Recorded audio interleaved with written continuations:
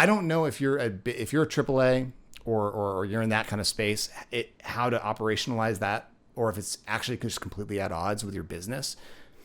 I think there probably is some middle ground where you like test your stuff early, go get feedback on like this is the thing. Most game studios that are, especially game studios that are trying to be sophisticated about the way they do software development, probably do some sort of agile marketing or agile development in some way, shape, or form. They have a hypothesis, they build, they play test, they iterate.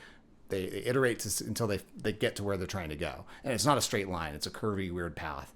The same thing is probably true of your marketing. And if you're not exposing your marketing, like your tactics, your creative, your messaging, whatever, to the light of day, to those real world conditions, or something that is at least a facsimile of real world conditions, you're going to be setting yourself up for failure. So do that early in some way. By the way, one way to do that that's a little bit more conservative is to do that under NDA.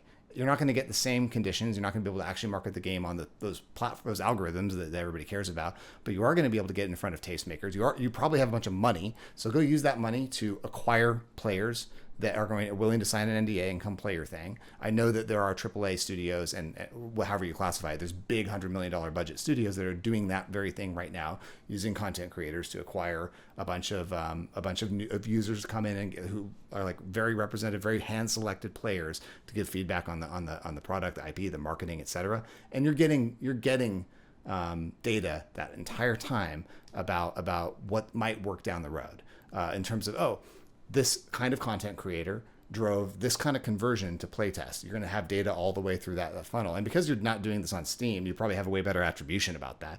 Your cost per user is going to be through the roof. It's going to cost you like $50 to get somebody to come play your video game under NDA. But that's probably worth it because of what you'll learn from that player and the however many others that you could bring in the front door.